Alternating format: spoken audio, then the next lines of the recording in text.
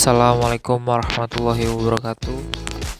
Nama saya Rifki Aldi Halafi Sarhab dengan nomor NPM 207064516076. Kesempatan kali ini akan menjawab soal UAS dengan mata kuliah Pengantar Teknologi Komunikasi dan Informasi atau PTKI yang sudah diberikan oleh Bapak Denny Hidayatullah MMSI.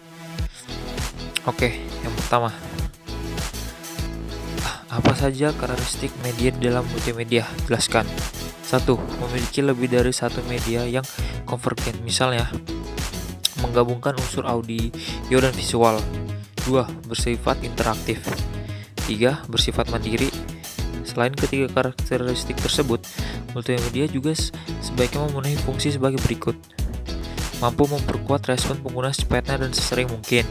Mampu memberikan kesempatan kepada siswa yang mengontrol laju kecepatan belajarnya sendiri. Mampu memberikan kesempatan adanya partisipasi dari pengguna dalam bentuk respon, baik berupa jawaban, pemilihan, keputusan, percobaan, dan lain-lain. Soal yang kedua, jelaskan apa yang dimaksud dengan firewall dan fungsinya. Firewall secara umum dikenal sebagai sebuah sistem yang mengatur komunikasi antara dua jaringan yang berbeda. Banyak perusahaan memakai firewall untuk melindungi aset data digital dari serangan yang tidak diinginkan. Apa itu firewall? Firewall adalah suatu komunikasi antara hardware dan software yang fungsinya menjadi pemisah di antara jaringan komputer menjadi dua atau lebih untuk menjaga keamanan data. Fungsinya menjadi pengatur, menyaring, dan pengontrol trafik data. Saksi dari seluruh peristiwa yang terjadi dalam firewall. Mengecek dan memeriksa terlebih dahulu paket data yang akan melalui jaringan private. Melaksanakan autentikasi ke akses data. Soal yang ketiga, jelaskan aspek keamanan komputer. Privacy. Ini utama aspek privacy adalah usaha untuk menjaga informasi dari orang yang tidak berhak mengakses. Privacy lebih ke arah data-data sifatnya private. Integrity.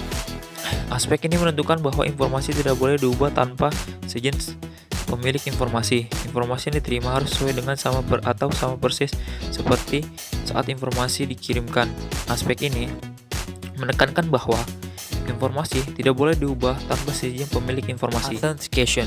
Aspek ini berhubungan dengan metode atau cara untuk menyatakan bahwa informasi betul-betul asli. Saat ini, perkembangan metode authentication sudah lebih canggih dan aman seperti menggunakan retina mata, pengenalan suara, dan telapak tangan pengguna.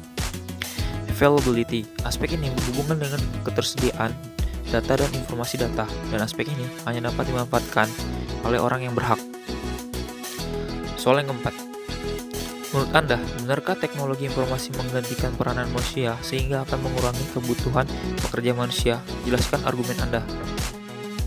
Menurut saya, karena seiring berkembangnya zaman, para peneliti banyak mengembangkan teknologi yang bisa menggantikan banyak tenaga manusia. Contohnya, ketika ingin masuk tol pada zaman sebelum gerbang tol diubah menjadi mesin, kita masuk tol harus membayar menggunakan uang cash dan menunggu struk beserta kembalian. Nah, sekarang ini kita tidak perlu lagi melakukan itu karena gerbang tol sekarang sudah diganti menjadi mesin, sehingga kita hanya perlu menggunakan kartu e-tol.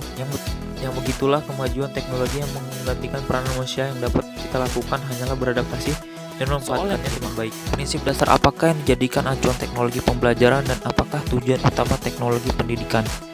Lingkungan kita senantiasa berubah, jumlah penduduk kita semakin bertambah, sumber-sumber semakin terbatas.